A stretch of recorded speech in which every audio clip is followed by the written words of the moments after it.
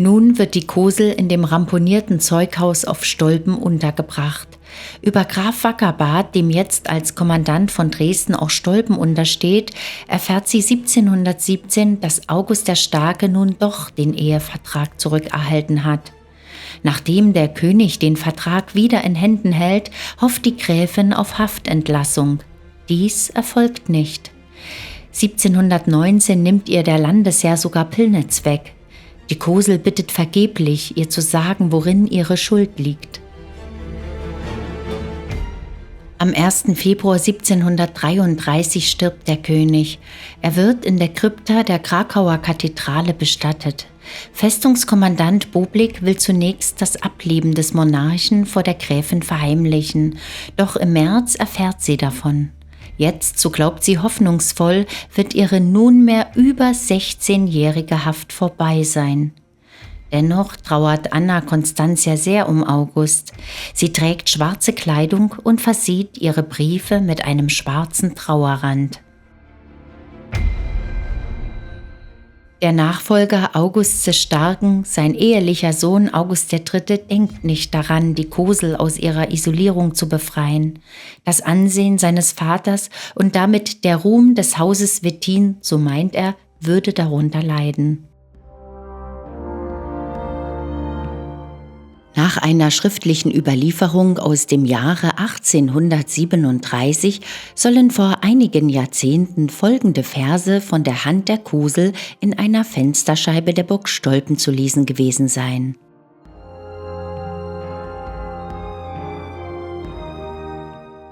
Friederike Alexandrine Moszynska war die zweite Tochter Augusts des Starken mit der Reichsgräfin Anna Constantia von Kosel.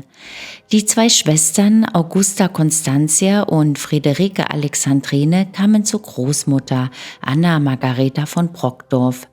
Diese lebte auf Gut Deppenau, wo schon ihre Tochter Anna Constantia geboren worden war. Im Laufe der Jahre verschlechterte sich das Verhältnis Friedrich August zu Margareta von Brockdorff zunehmend.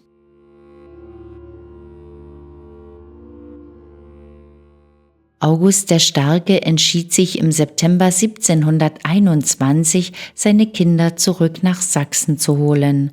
Zu diesem Zeitpunkt war die Großmutter 73 Jahre alt. Ab diesem Zeitpunkt kümmerte sich Benedicta Margareta von Löwendal auf Schloss Mückenberg, heute Lauchhammer in der Lausitz, um die Erziehung der Kinder. Erst nach langer Zeit sahen die Mädchen ihren Bruder wieder. Zu dieser Zeit war Friedrich August von Kosel 9 Jahre alt. Bei der Trennung von seinen Schwestern war er nur wenige Monate alt gewesen. Er wurde in Pillnitz aufgezogen und hatte einen Haushalt mit Hofmeister. Am 18. Februar 1730 heiratete Friederike Alexandrine im königlichen Palais auf der Pirnaschen Gasse in Dresden den polnischen Grafen Johann Xantius Anton Moszynski, einen polnischen Großschatzmeister. Im Jahr 1731 wurde ihr erster Sohn Friedrich August geboren. Im Jahr 1738 folgte der zweite Sohn Friedrich Joseph. Er war ein polnischer Offizier und Staatsmann.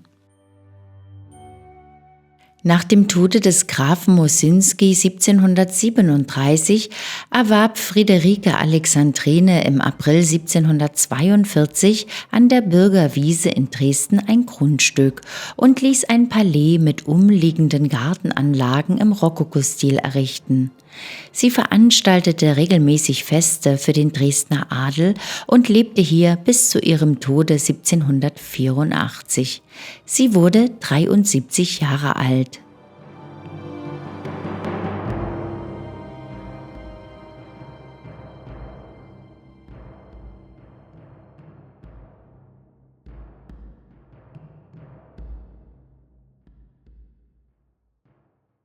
Friedrich August Graf von Cosel wurde als Sohn des Kurfürsten von Sachsen August des Starken und der Gräfin von Cosel am 17. August 1712 in Pillnitz geboren. Obwohl Friedrich August von Cosel nicht in einer offiziellen Ehe seiner Eltern geboren wurde, konnte er später einige Annehmlichkeiten als Sohn August des Starken genießen. Am 31. Mai 1723, im 11. Lebensjahr Friedrich von Cosels, fand der erste Besuch bei der inhaftierten Mutter auf Stolpen statt. Die Besuchsregelungen waren sehr streng und wurden erst nach dem Tod August des Starken 1733 gelockert. Friedrich August Graf von Cosel heiratete am 1. Juni 1749 Gräfin Friederike Christiane Gräfin von Holzendorf. Sie hatten 2 Söhne und 2 Töchter. Charlotte Luise Marianne, verheiratet mit dem Geheimrat Rudolf Graf von Bühnow auf Lauenstein, Constantia Alexandrine, verheiratet mit Graf Johann Heinrich von Knuth, Sigismund, er war Leutnant bei der kursächsischen Garde, und Gustav Ernst, sein Sohn Gustav Ernst war der spätere Erbe von Gut Deppenau. Graf von Cosel wurde General der Infanterie und Oberbefehlshaber der Leibgarde des Königs. Er ließ sich nach dem Siebenjährigen Krieg das prächtige Cosel-Palais neben der Dresdner Frauenkirche errichten. Der Graf kaufte 1767 von einem Bauer die Köschitzer Schlucht im Plauenschen Grund, ein als mineralienreich geltendes wildromantisches Gebiet. Das am Hohen Stein genannte Grundstück sollte für die Eröffnung eines Kupferbergbaus genutzt werden, was sich allerdings als Fehlinvestition erwies. Er ließ später das Huthaus zu einem Landhaus umbauen. Friedrich August Graf von Cosel starb 58-jährig auf seiner Herrschaft Saarbor in Schlesien. Die Töchter von ihm schenkten wiederum zahlreichen Töchtern das Leben. Die Enkelinnen und ihre Töchter verheirateten sich mit Grafen von Bühnow auf Lauenstein, von Lüttichau auf Bärenstein, von Römer auf Kuckuckstein, von Karlowitz, von Knuth, von Loss, von Kleist, von Zedlitz, mit Generälen oder Oberforstmeistern und sorgten dafür, dass eine muntere Nachkommenschaft das Gedächtnis an die Verbindung August des Starken mit der Gräfin Cosel am Leben erhält.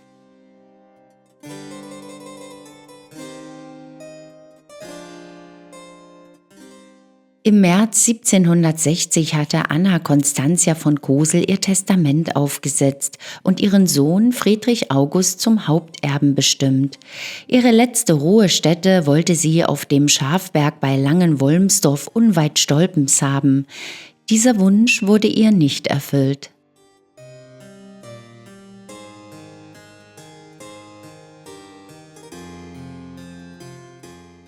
Das Begräbnis der Anna Constantia Reichsgräfin von Cosel fand auf Anordnung der Kirchenbehörde des Kurfürsten am 4. April 1765 nachmittags 3 Uhr im Beisein ihres Sohnes und seiner Frau, eine geborene Gräfin Holzendorf, statt. Ein Kommando der Garnison stellte ein Ehrengeleit. Sie wurde in der Burgkapelle in aller Stille beigesetzt. Bereits 1355 ließ Bischof Johann von Eisenberg die in Verfall geratene Kapelle erneuern. 7 Altäre standen einst in ihr. Als Grablege diente sie damals nicht. Lediglich die Gräfin Cosel wurde hier 1765 beerdigt. Seit 1401 war die Kapelle dem heiligen Erasmus und der heiligen Barbara geweiht. Die Soldaten Napoleons hielten sich auf der Burg auf. Als sie wieder abzogen, sprengten sie unter anderem das Zeughaus und auch die Kapelle. Lediglich die Ringmauern des Gotteshauses blieben stehen. Der Schutt deckte das Grab der Gräfin zu. Allmählich wucherte Gestrüpp in der Ruine. Die Ruhestätte Anna Constantias galt damit als verschollen.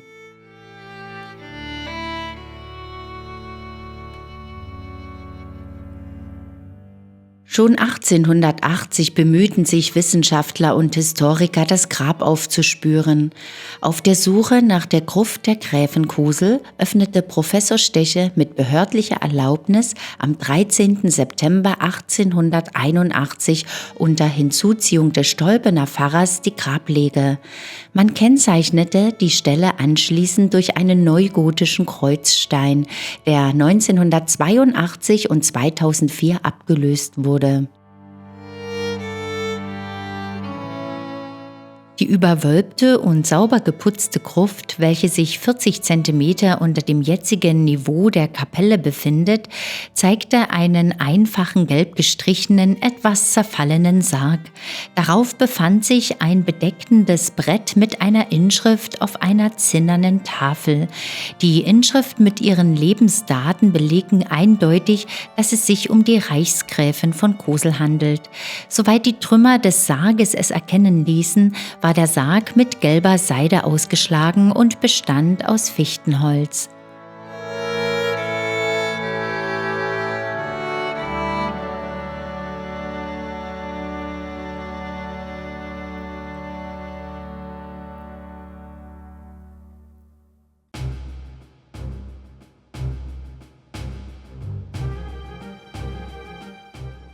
Anna Constantia blieb nicht viel Zeit.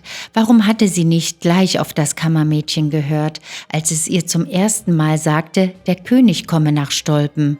Sie öffnete den Schrank und die Truhen, zerrte die wenigen Hofkleider hervor, die vor 11 Jahren mit ihr von Halle gekommen waren. Ein Kanonenschuss donnerte gegen den Basaltfelsen. Der Fußboden zitterte. Anna Constantia atmete tief durch. Solange August schießen ließ, hatte sie Zeit. Ein zweiter Schuss, ein dritter und vierter Schuss. Damit hörte das Schießen auf. Die Gräfin schickte das Kammermädchen hinaus, um zu fragen, was los war. Das Kammermädchen kehrte zurück und schloss die Tür hinter sich. Man hat mit Kanonen gegen die Felsen geschossen, sagte es, und die Kugeln sind zersprungen und das Stück einer Kugel ist in die Stadt geflogen und durch das Dach eines Hauses geschlagen und deshalb haben sie mit Schießen aufgehört. Mit ausdruckslosen Augen sah sie zu, wie sich die Gräfin weißes Puder auf das Gesicht auftrug und rote Creme auf die Wangen. 47 Jahre war sie jetzt alt. Annas Herz klopfte. Sie hörte die Trommeln im ersten Hof, die Trompeten. Der König kam.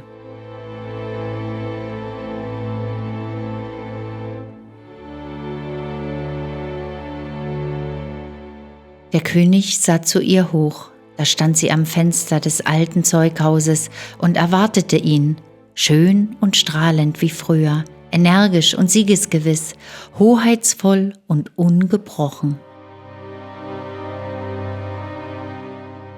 Der König führte die Hand zum Hut und hob ihn grüßend ein wenig an. Er wendete sein Pferd und ritt aus dem Hof und aus der Festung. Nach einer Weile kam ein Bote des Königs zum Kommandanten Boblik und richtete aus, dass der König nicht zum Frühstück käme. Er sei bereits auf dem Rückweg nach Pillnitz.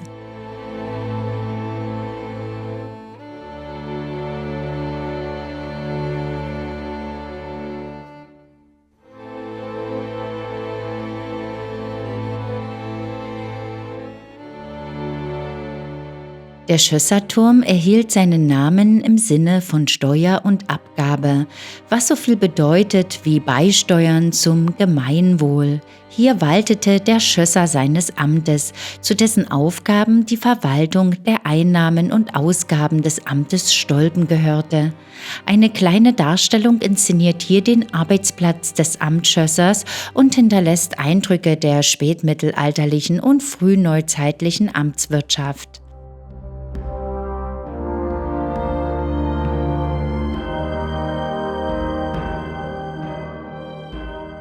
Die Vorhangbogenfenster am Schösserturm lassen, wie auch das schöne Zellengewölbe im Johannisturm, eine Verbindung zum Erbauer der Albrechtsburg Meißen, Arnold von Westfalen, und die gleiche Bauzeit in der zweiten Hälfte des 15. Jahrhunderts vermuten. Durch einen Spion, eine kleine Luftröhre durch das Mauerwerk, konnte der Schlosser die Gespräche der vor dem Hauptportal ahnungslos Wartenden belauschen.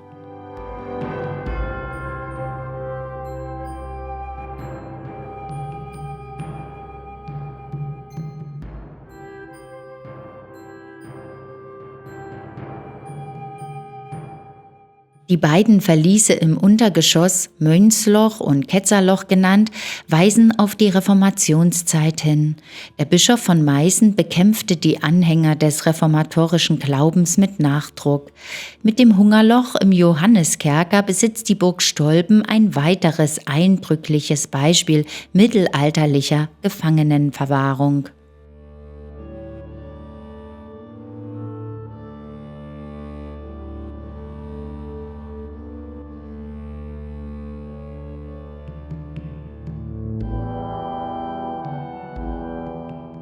Zur Ruine verfallen legte man die Turmhaube 1787 nieder. Auch das gotische Gewölbe verschwand. Seinen Neuaufbau der Welschen Haube erfuhr der Turm 1937. Man verzichtete dabei auf ein Aufmauern des Turmes bis zur ursprünglichen Höhe.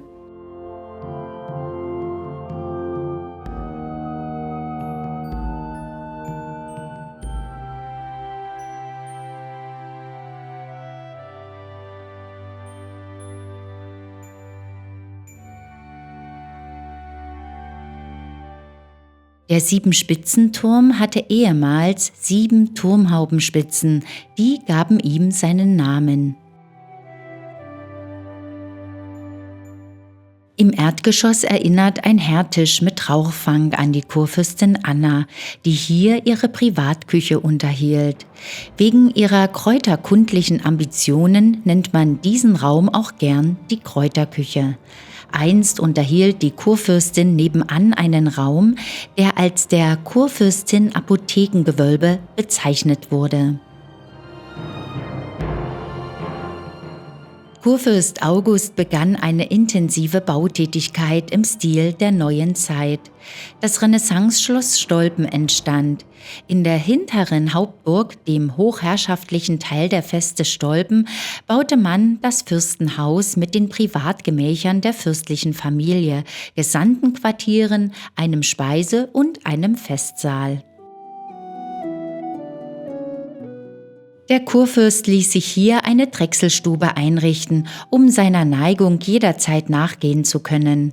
Gegenüber errichtete man auf Arkadenbögen die Kaminzimmer, wo sich auch ein transportabler Probierofen für alchemistische Versuche befand.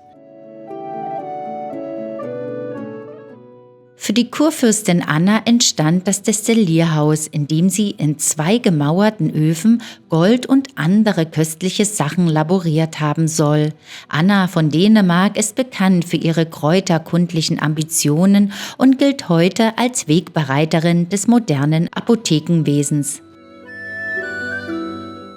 Von der Spitze des Siebenspitzenturms bietet sich eine gute Fernsicht über das Elbtal bis auf den Kamm des Osterzgebirges und über das Elbsandsteingebirge, die bis zu den Gipfeln des böhmischen Mittelgebirges reicht.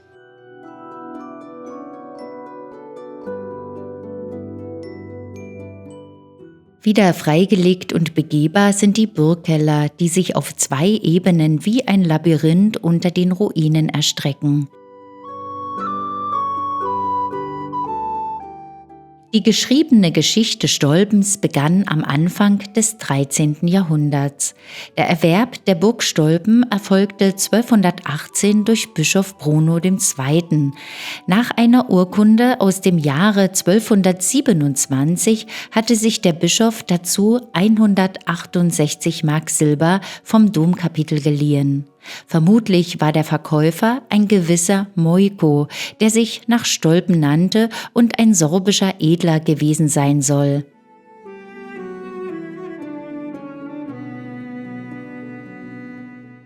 Von jenem Moiko hatte sich Bischof Bruno II. 1222 Vogteirechte 3 Dörfer südlich von Bischofswerda gesichert. Diese Urkunde beinhaltet die erste gesicherte urkundliche Erwähnung Stolpens. Heinrich der Erlauchte überzog das bischöfliche Gebiet zur Mitte des 13. Jahrhunderts mit Raub und Verwüstung. Letztlich jedoch musste der Markgraf die landesherrliche Stellung der Bischöfe in ihren Gebieten anerkennen.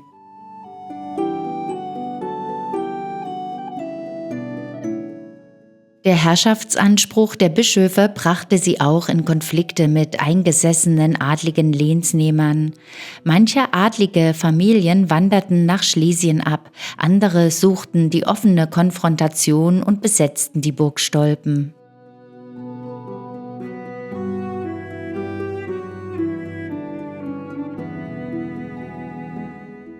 Verstärkt widmeten sich nun die Bischöfe dem palastartigen Ausbau ihrer Residenz. Insbesondere der Neubau der Kapelle um 1400 und deren prächtige Ausstattung mit mehreren Altären sowie ein grundlegender Neuaufbau des gotischen Hochschlosses wurden ausgeführt. Die Hofhaltung auf Stolpen galt als prächtig. Doch bischöfliche Pläne, Stolpen als Zentralort ihrer Herrschaft auszubauen, blieben auf Druck der Wettiner erfolglos.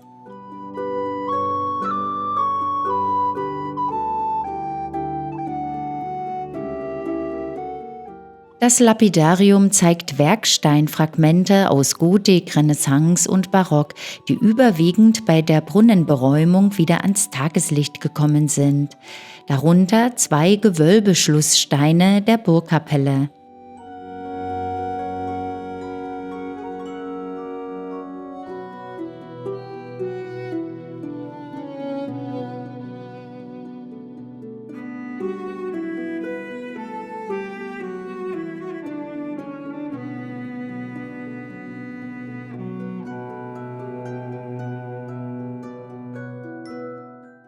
Nun möchte ich mich ganz herzlich von euch verabschieden. Ihr habt nun spannende Einblicke in das Leben der Gräfin Cosel erhalten. Hat euch dieses Video gefallen, dann würde ich mich wieder sehr über einen Daumen hoch freuen. Und wollt ihr nie wieder ein wunderschönes Schlösser- und Burgenvideo verpassen, dann abonniert am besten gleich den Kanal. Ich sag dann schon einmal Tschüss und auf Wiedersehen. Bis zum nächsten Mal. Tschüss!